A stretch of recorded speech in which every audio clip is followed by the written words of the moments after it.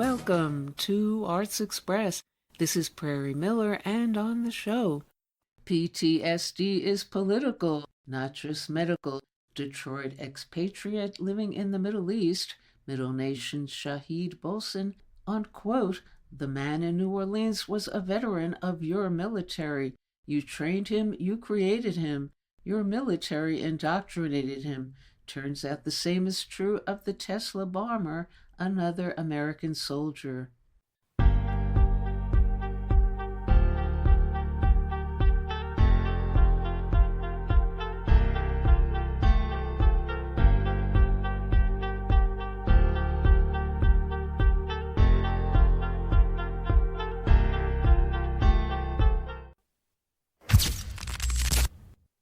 When you ask me about like the attack in the U.S. over the holidays, you're gonna have to be more specific. I mean, are you talking about the attack a couple of days before Christmas, when a woman was set on fire on the New York subway? Is that what you're talking about, or you're talking about the guy who got pushed in front of the train, the subway train, on New Year's Eve day? Is that what you're talking about, or you're talking about the mass shooting on New Year's Eve in Illinois, or the shooting in Mississippi, or the shooting in Ohio, or the shooting in Chicago? Or you're talking about the mass shooting in New York on New Year's Eve? Or is it the guy who drove his car into a crowd in New Orleans? Or is it the Tesla truck that blew up in Las Vegas? Which one are you talking about? I'm going to need to know which one of these acts of wanton violence, which one of these acts of wanton violence is the one that interests you? Which one of these bothers you? I mean, I can guess.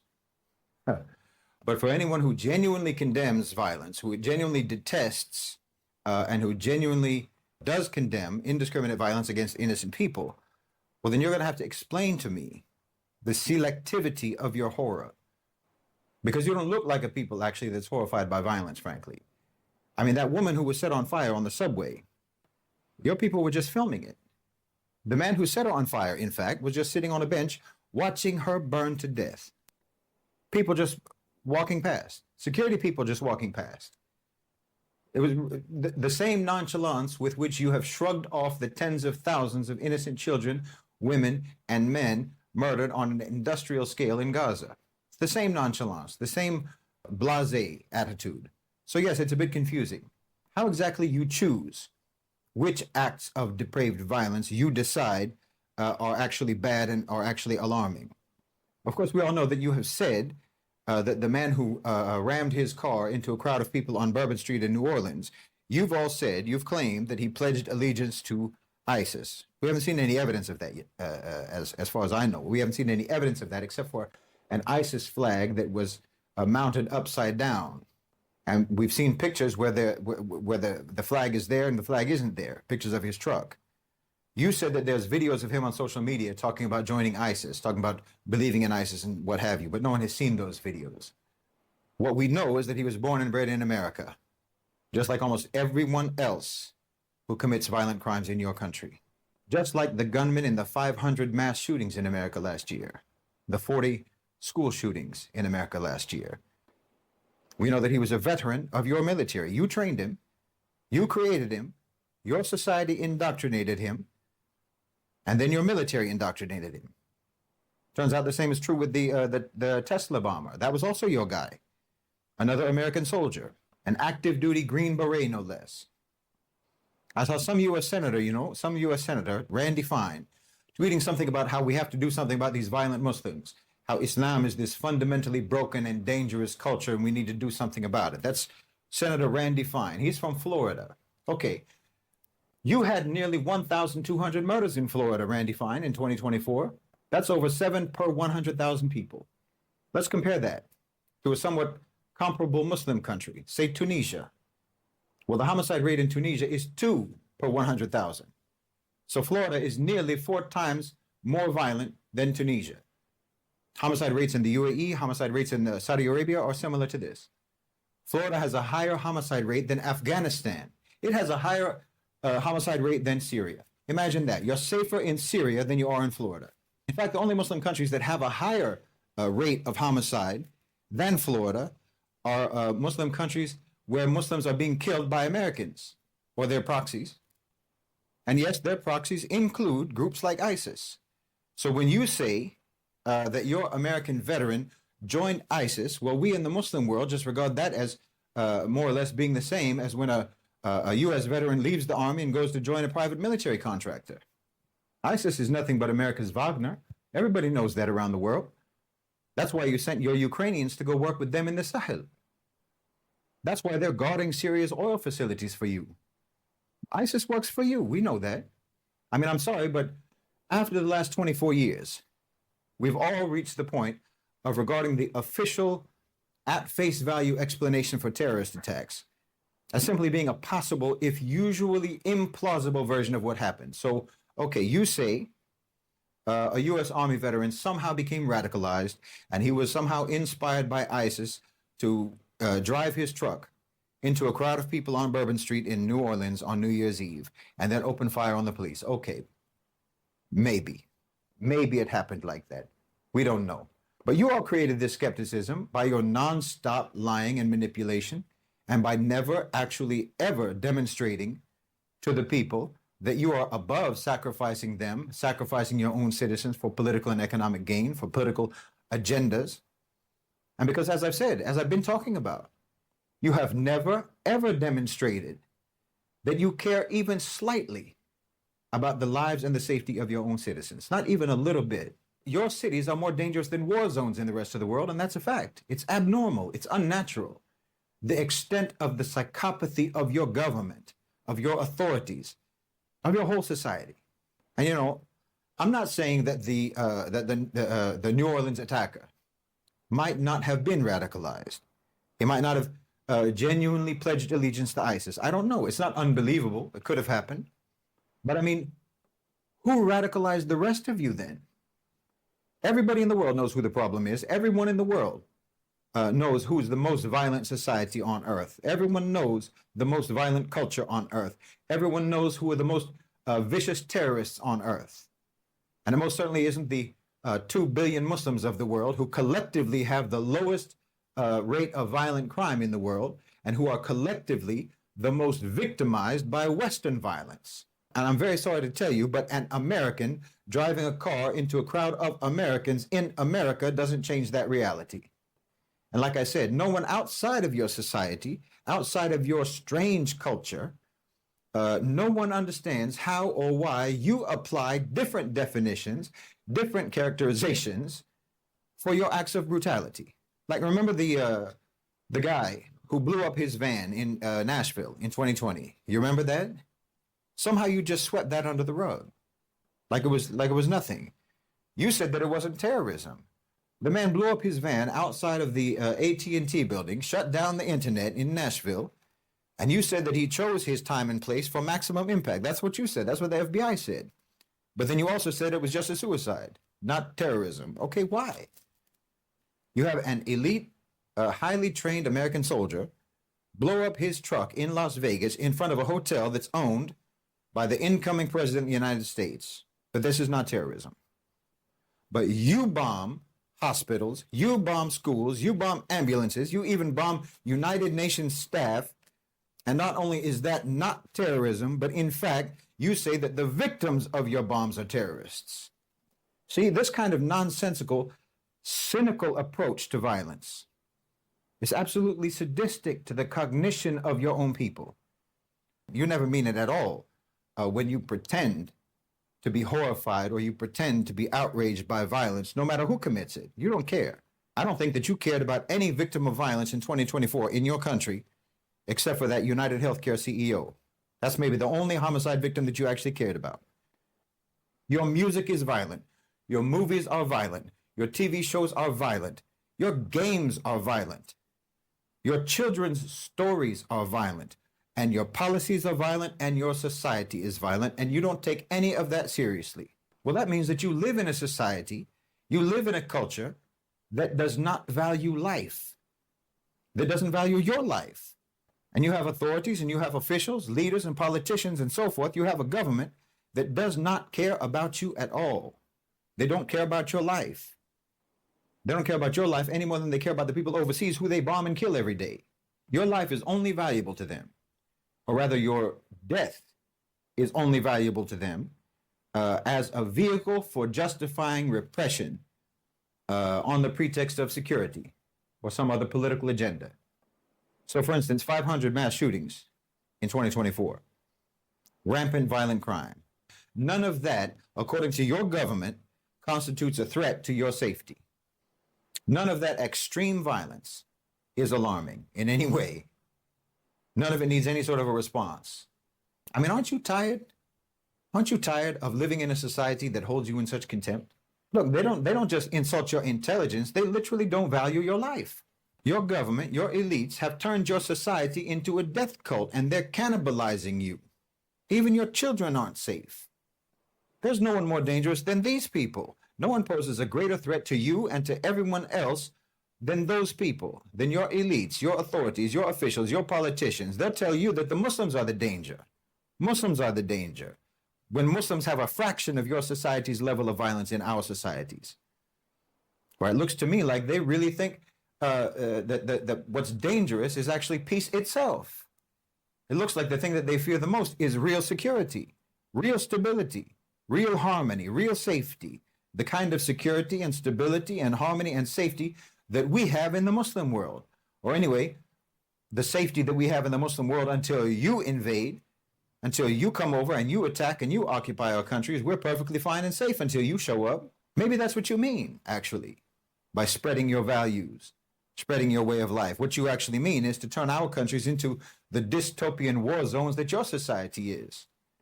And who knows? If people in America, if people in the West were actually secure in their lives, and they didn't have to worry about getting shot or set on fire every time they walk out the house, or they send their kids to school, if they were actually safe and secure, well, maybe they'd be able to start concentrating on educating themselves about the world and about policy. And maybe they'd start trying to hold their politicians and their oligarchs accountable. And maybe they would actually try to build a society, and they'd have the time and the safety and the security to build a society on justice and economic fairness. You know, come to think of it, I can actually see exactly why Muslims are so scary to your power structure. And coming up next on Arts Express. To die, to sleep, to dream. This is a clemency hearing for your conviction, 25 to life. Since you've been in custody, you've been involved in the theater program. Gentlemen, let's go. It's been a program that was established to help people get more in touch with their feelings and truly get some rehabilitation. I am Gladiator Goliath. I am Spartacus. I'm Prince Hamlet of Denmark. And it's turned into something, I don't know, wonderful. What part do you play? From time to time, I do act, like we all do. So are you acting at all during this interview?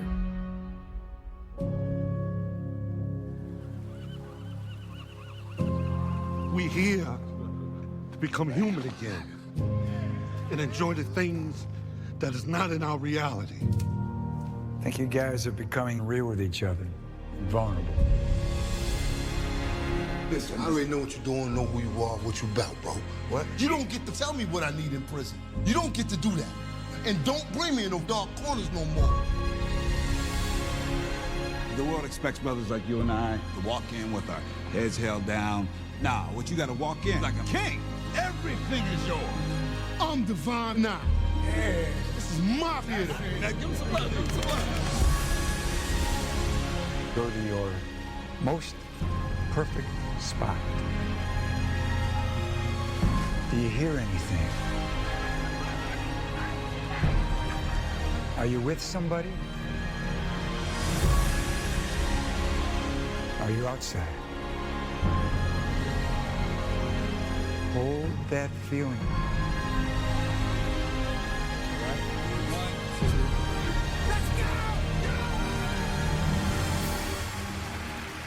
You gotta admit that I murdered that Hamlet, bro. Shakespeare is in his grave right now. He rolled over. You did your thing, beloved.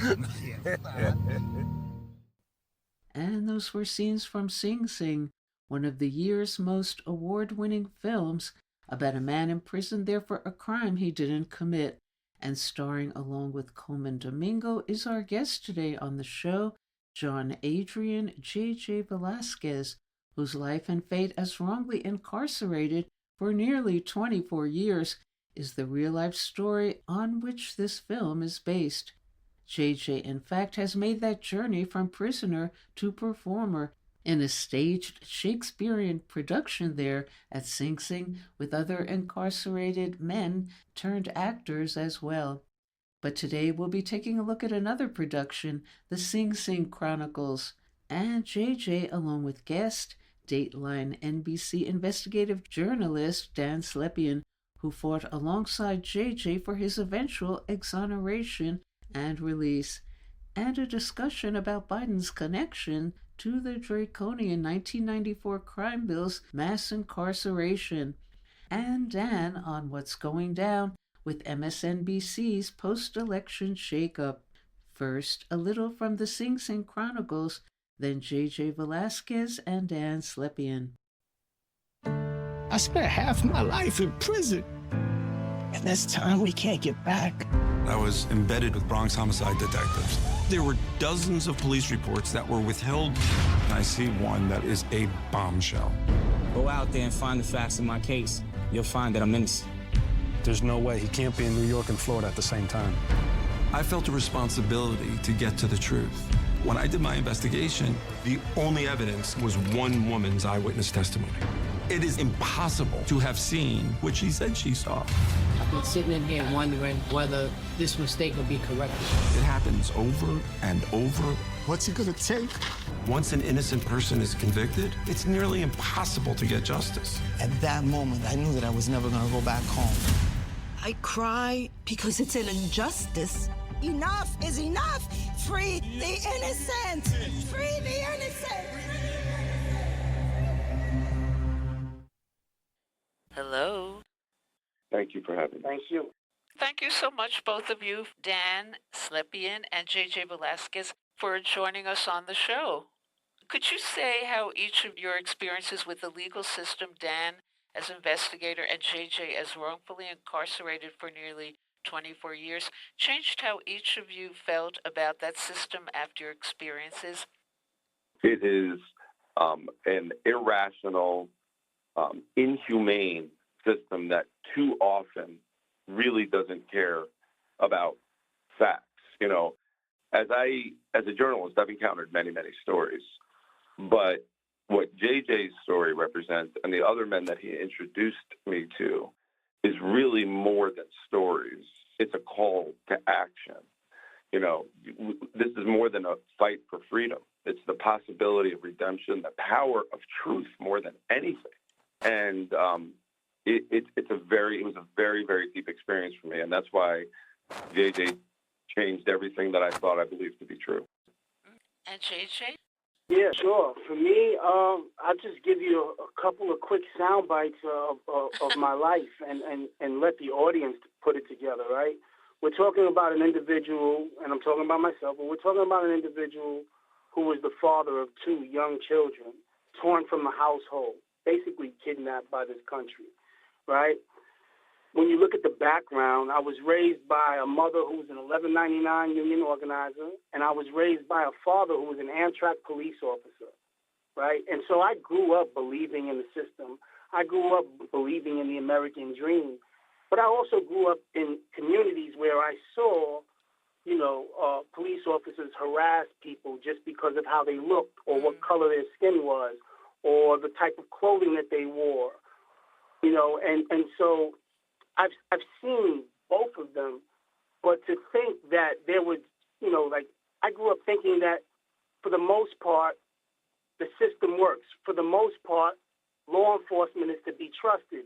For the most part, there's just a few bad actors. But then when I got through the system and throughout the 24 years of my experience, bringing the truth, bringing facts that make sense to the court, and it's being overlooked by not only police and prosecutors, but also the actual judges. Like, there were so many administrators of law involved in this case over 27 years, and for them all to turn a blind eye to the truth at every stance and instance when something new came up, it was just like, that is not convincing. The fact that they can take my race and change what I put on most applications, you know, being a Latino male, I put Hispanic on most of my applications, on all of my applications, in fact. For them to just take that and say, well, that doesn't matter anymore. Right now, who cares what you thought you were? You're going to be a black male for the purpose of this case. And you're going to do the time, even though there is no physical evidence tying you to this, and none of these witnesses seem to know what they're talking about. Let people dissect that for a minute and figure out what makes sense in the system, and if it's a system that we should still hold our trust in. And Dan, do you see any relationship to outgoing President Biden's connection to the 1994 crime bill, its impact on mass incarceration? And do you think Biden will use his clemency powers for their traditional end-of-year pardons to address the incarceration problem? I have no idea if he's going to use his pardons, but I will tell you that the 1994 crime bill was probably one of the worst pieces of legislation for people within the criminal justice system ever, and I think that that's now been recognized. That's the era of when politicians were calling human beings, young human beings, teenagers, super predators.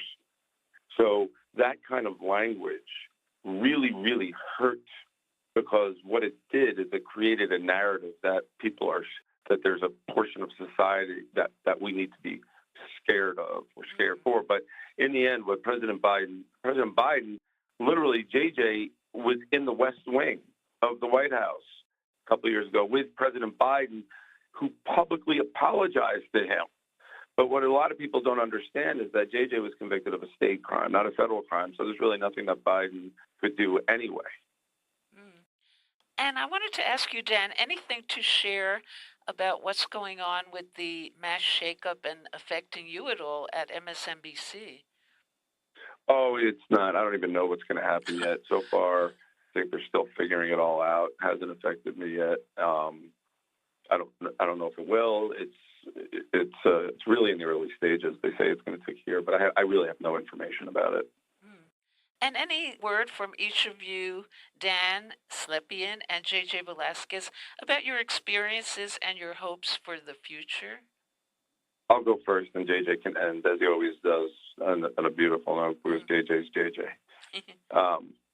For me, JJ and I have been on a long journey together, both personally, first professionally, now personally. I met him, my daughter's a senior in college, and I met JJ before she was conceived. I visited him about 250 times over 20 years at Sing Sing. So our journey together is not just about proving his innocence, although that was the primary goal. What we end up doing, and what we hope to continue to do, is expose cracks within a system that we're taught to trust. I've seen firsthand how those cracks perpetuate cycles of injustice, particularly against Black and brown people. Wrongful convictions are symptomatic of much deeper maladies in our system.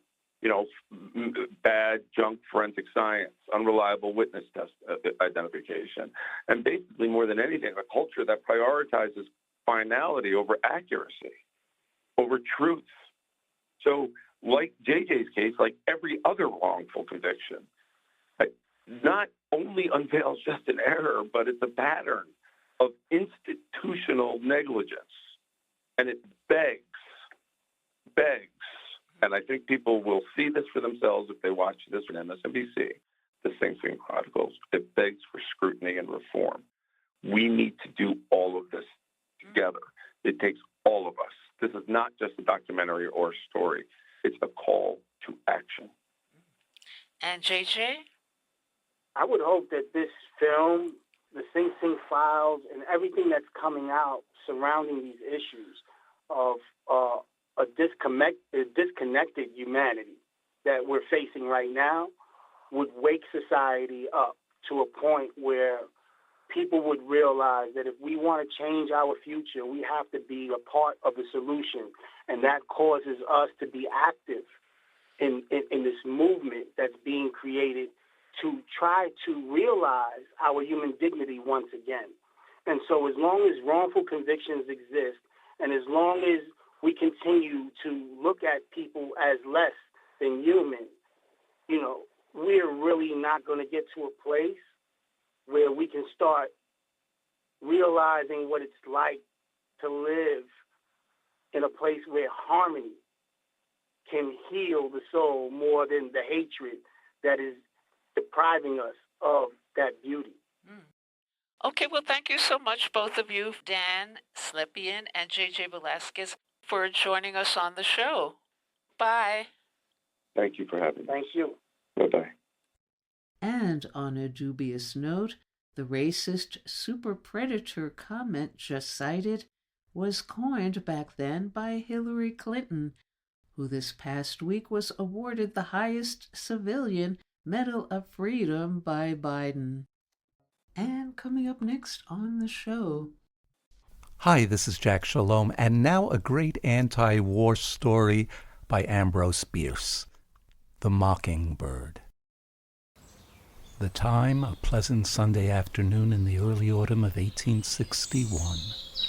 The place, a forest's heart in the mountain region of southwestern Virginia. Private William Grayrock of the Federal Army is discovered seated comfortably at the root of a great pine tree, his rifle lying across his thighs, his hands resting upon the barrel of the weapon. Private William Grayrock did not sleep.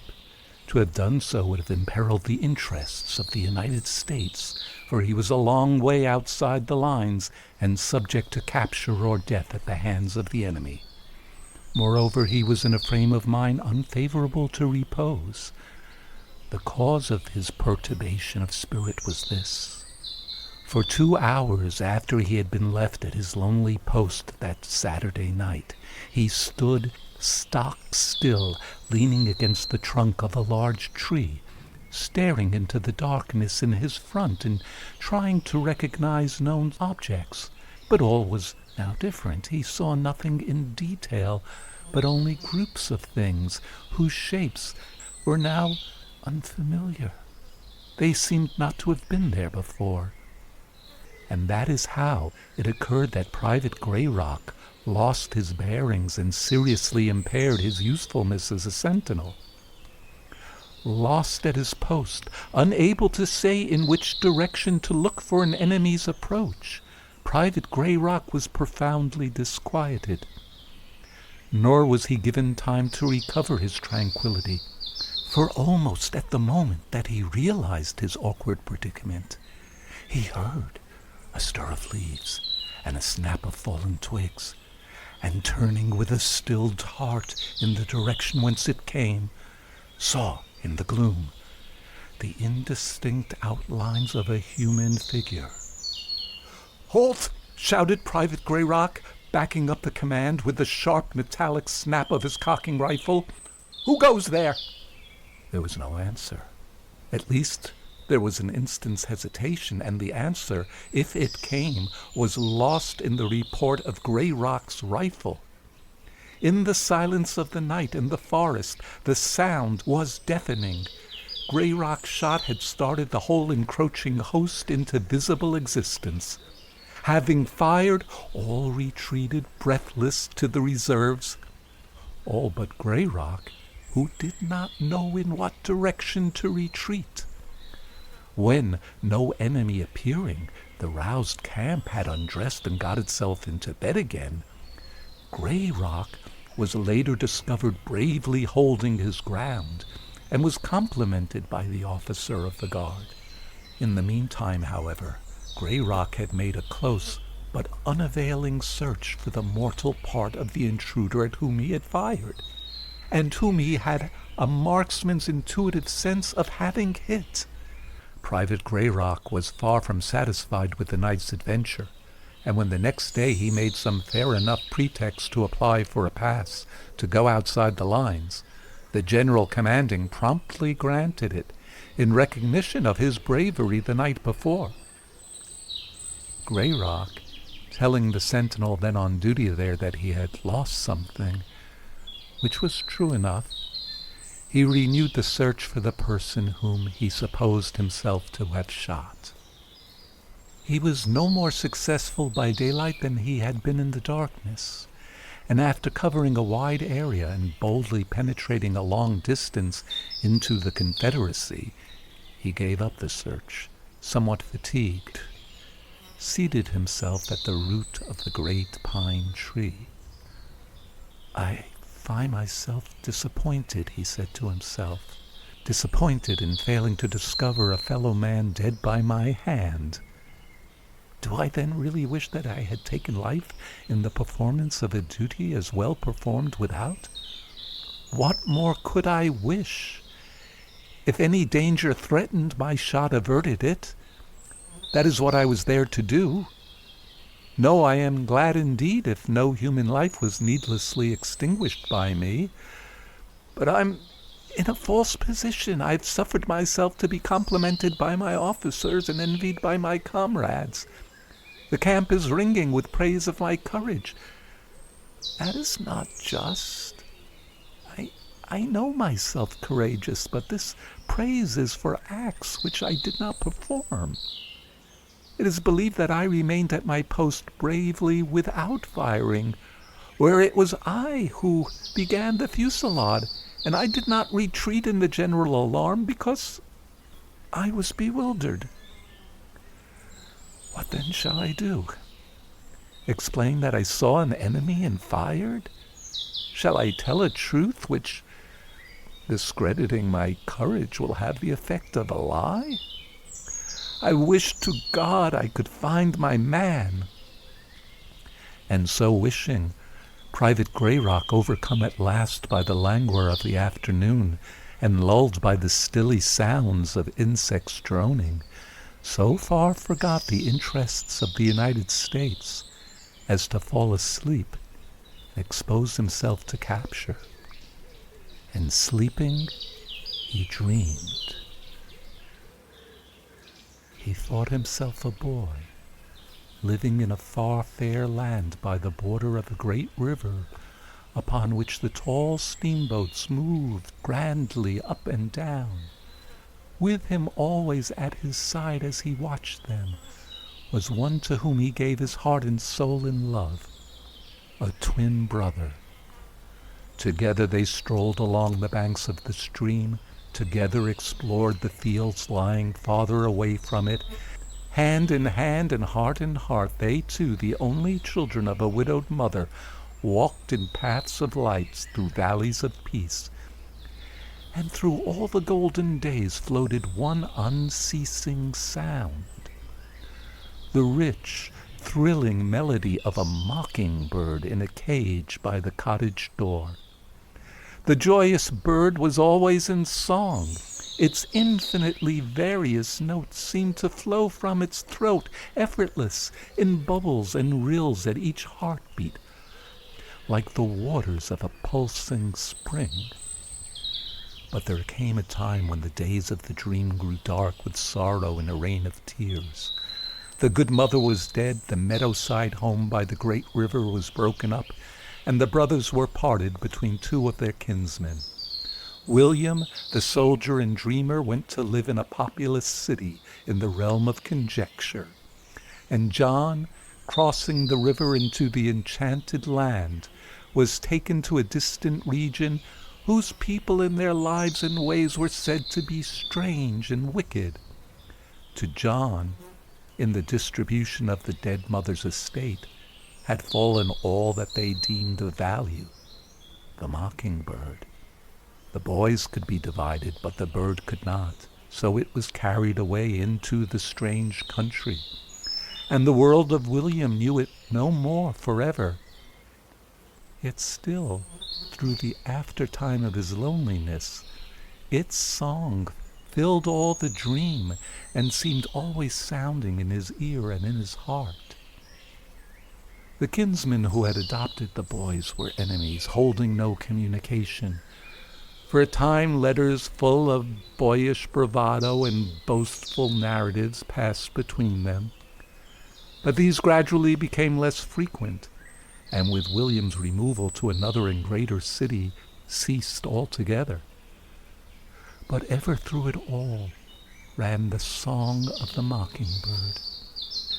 And when the dreamer opened his eyes and stared through the vistas of the pine forest, the cessation of its music first apprised him that he was awake. Private Grayrock rose to his feet, looked cautiously about him, shouldered his rifle, and set off toward camp. He had gone perhaps a half-mile and was passing a thicket of laurel, when a bird rose from the midst of it, and perching on the branch of a tree above, poured from its joyous breast so inexhaustible floods of song as but one of all God's creatures can utter in his praise. The man stopped as if struck, stopped and let fall his rifle, looked upward at the bird, covered his eyes with his hands, and wept like a child. For the moment he was indeed a child, in spirit and in memory, dwelling again by the great river over against the enchanted land. Then with an effort of the will he pulled himself together, picked up his weapon, and strode on. Passing an opening that reached into the heart of the little thicket, he looked in, and there, supine upon the earth, its arms all abroad, its gray uniform stained with a single spot of blood upon the breast, its white face turned sharply upward and backward, lay the image of himself, the body of John Grayrock, dead of a gunshot wound and still warm. He had found his man. As the unfortunate soldier knelt beside that masterwork of civil war, the shrilling bird upon the bough overhead stilled her song, and flushed with sunset's crimson glory, glided silently away through the solemn spaces of the wood. At roll call that evening in the federal camp, the name William Grayrock brought no response, nor ever again thereafter.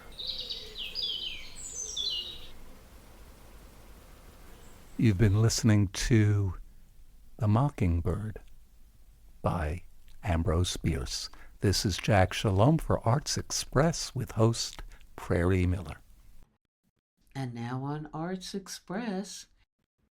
Good evening and welcome to the UK desk for Arts Express with me, your host, Jack Clark.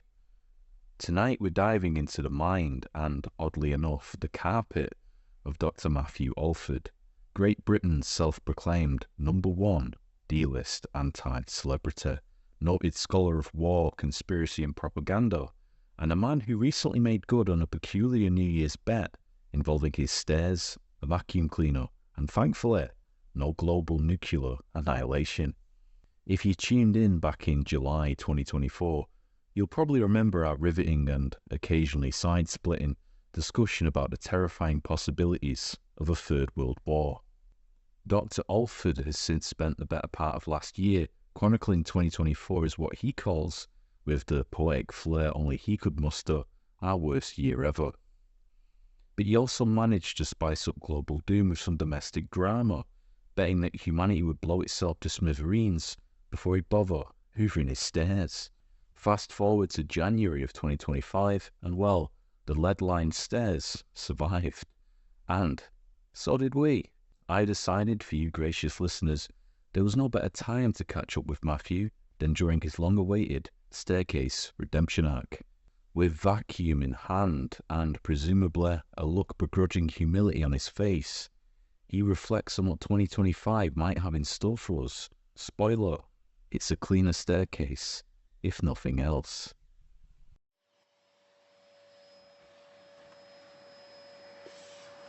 Matt, your Substack posts always bring sharp insights mixed with biting humour.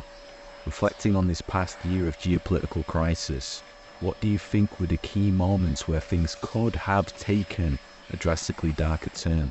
And what kept us from going over the edge? I think I know the edge you mean. It's nuclear weapons usage. But I think we should also acknowledge that as a global village this year, we already tipped over several new edges. I've made the case that Gaza is one of the worst genocides in modern times, perhaps comparable to Rwanda in 1994, although incidentally that was also fueled by us, although that's a story perhaps for another time. I think it's important for people to recognise and acknowledge that while the official figure is 45,000 dead in Gaza, and that might make it sound like quite a modest-sized war, nonetheless, the ultimate death toll due to the eradication of infrastructure, which is almost total, could easily be 1 million. And I think once you get that through your head, you can appreciate the scale indicates that this was not a defensive war on Israel's part. I appreciate your kind words about me always using biting humour. Sort of at heart, I do feel like an entertainer, but in practice, I have not been able to sustain that this year. I began early in 2024 observing that we were dropping aid packages at the same time as dropping bombs. In fact, there was at least one aid package that dropped down onto people who were receiving it. There was a report of 5 people being crushed by an aid cart, which I likened to throwing an apple at a hungry beggar and accidentally breaking his skull. So there is a satirical edge to such things, but I really don't treat it lightly. I don't think that 2024 was politics as normal or even war as normal. So for me, the year 2024, to the extent it has been a time for satire and laughter, I think that laughter has been much sparser, deeper and more bitter than ever. Your writing often dives into the murky relationship between Western imperialism and media narratives. As we close out 2024, has anything surprised you about the public's perception of the wars or the media's coverage of them? After October the 7th, 2023, there was this consensus in those early weeks that Israel's retaliation would be huge, but that nonetheless it would be over by Christmas. And the suspicion was that there would be perhaps 20,000 dead, because that would reflect the usual casualty ratios that Israel imposes, that the international community tolerates after a flare-up. Now, I thought that would be wrong, because my guess was that Israel considered Hamas's actions to be a qualitatively different thing. And I quickly came to realise that they'd prosecute this war until the end of this year, not to the end of last year. So that was something I was right about. But I think, as with Ukraine, I did think that public opinion would turn a bit faster than it has. And it is true that the Western alliance has crumbled on both of these theatres of conflict. Several NATO countries have bugged out of the Ukraine debacle. International law has made Israel a pariah. But nonetheless, this has not stopped the violence from being perpetrated for quite a lot longer than I expected would be possible. In your recent post, you mentioned that while global powers seem calculating and cruel, they've also avoided full-scale catastrophe. Do you think this trend of restraint by necessity will hold as we head into 2025? Or are we teetering on the edge of something worse, Matt? The latest article I did was for the Morning Star newspaper in Britain. And I discussed 4 reasons why I think a nuclear weapon has not gone off as yet. And these reasons are as follows. 1, Russia, China and Iran have been fairly restrained, with Iran in particular notably opting for demonstration strikes against Israel rather than actually killing anyone. And Russia has used this incredible new lightning speed missile, but really it's only used it so far for demonstration purposes. I don't think anyone's even been killed by that as yet. These pretty tough, pretty strong powers, Russia and Iran, have been willing to respond, but not really with considerable, overwhelming force. They've tried to restore deterrence, but that's about it. They haven't ratcheted up the escalation ladder. And of course, China has been relatively quiet this year. The second point is that there were no stupid accidents this year, which actually happened quite often. So, for example, in 2022, a Russian jet fired on an RAF plane just due to a cock-up in communications from the ground. And that would have killed 30 British troops instantly. And the only reason it didn't was because the Russian missile inexplicably jammed in its own bay. Now, something is going to go wrong at some point, and all these kind of calculating and cruel people who seem to be in control will suddenly not seem quite so cunning, and that could spiral very easily at any point into the Third World War. Number 3, Donald Trump won the election. Now, many of Donald Trump's colleagues are hawks, who I really do not like whatsoever, but Trump himself has an instinct for moderation in foreign policy, which is my primary concern. It's hard to know how important Trump himself has been to our survival over these past few weeks. It's possible that his presence has been crucial. So, for instance, on December 11th, Ukraine fired 6 US ATACMS against an airbase outside a Russian city, Taganrog. And Russian authorities immediately said, oh, right, we're going to respond with several Oreshnik missiles, these new lightning speed missile systems that can carry a nuclear payload. But the next day, Donald Trump emphatically declared that he was, quote, vehemently opposed to the use of ATACMS, which he said were foolish. And then on the 13th, Russia did retaliate, but without using Oreshnik. Point number 4, and I think this is the most important point, the West is really led by a bunch of preening bullies who are fine with seeing foreigners die. The take-home lesson should be that what was happening in Ukraine was always deliberate, cynical, imperial policy. The war was always designed to weaken Russia. They said that. It was always designed to kill Russian soldiers, to bring them into a trap, like they did in Afghanistan in the 1980s. There was never any intention to give Ukraine the security guarantees that it keeps begging for. And this was a major reason why they ditched the highly developed peace talks in 2022. Matt, the shocking assassination of the health CEO by Luigi Mangione raised deep questions about desperation, systematic inequality, and how individuals respond to institutional power. As we head into 2025, do you think we'll see more acts like this driven by disillusionment and rage? And what does this say about how governments and corporations might tighten their grip, or perhaps reform, to prevent such escalations? I think Chris Rock nicely summarised my own view, which is a completely reasonable position. Sometimes drug dealers get murdered, okay?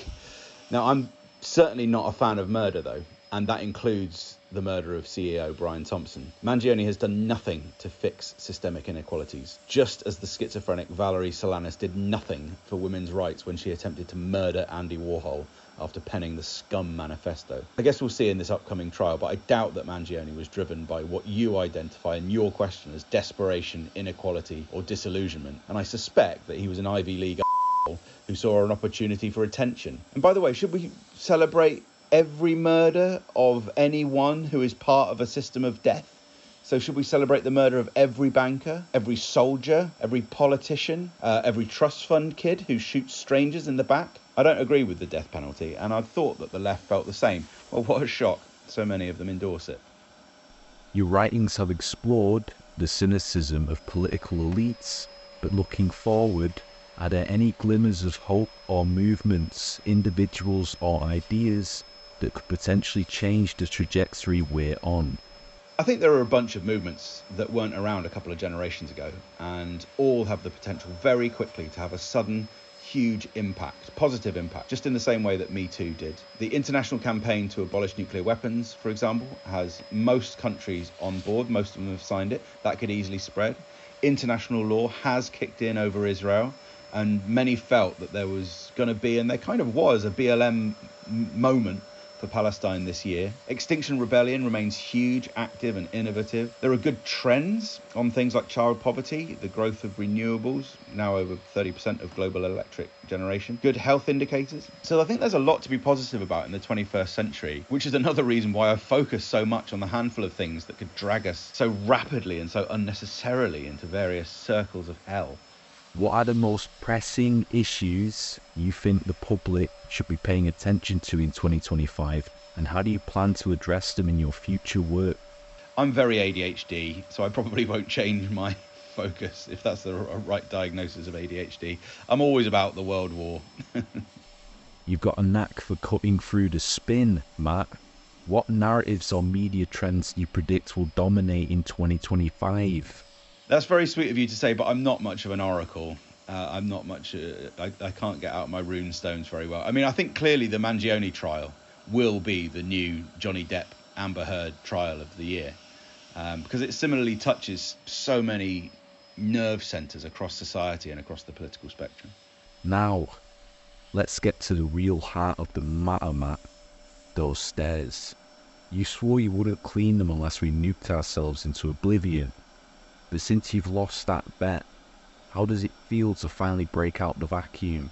And what existential truths are you uncovering during the process?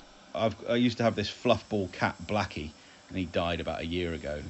So the stairs should actually stay clean this time. I'd run out of excuses, frankly. If 2024 is the year you finally cleaned your stairs, what's your big symbolic bet for 2025? And do you promise to keep us updated if Henry Hoover makes another appearance? Well, you know, Jack, I think I'm done with silly bets. But if anyone is really that keen for me to start using bin bags in my kitchen instead of just chucking everything out the window into the recycler, then you can blimmin' well reinstate the Intermediate Range Nuclear Forces Treaty of 1987. And there we have it, folks. Dr. Matthew Alford, a man who has spent years analysing war, propaganda, and the end of days, only to be brought low by a dust bunny and a Dyson. Perhaps there's a metaphor in there somewhere. Maybe it's about sweeping away the remnants of 2024's chaos and starting fresh. Or perhaps it's about even the most serious thinkers among us can't escape the mundane, like hoovering your own stairs. And we've simply witnessed a very determined man keeping his end of a very odd bet. Either way, you can follow Dr. Matthew Alford's future bet-fueled musings, and no doubt more tales of domestic peril, on Substack at Dr. Matthew Alford at substack.com. This has been Jack Clark for Arts Express, with your host, Prairie Miller. And that's all we have time for today on Arts Express, expression in the arts. And if you'd like to express yourself too, you can write to us at theradiogoddess@gmail.com. Until next time, this is Prairie Miller leaving the station.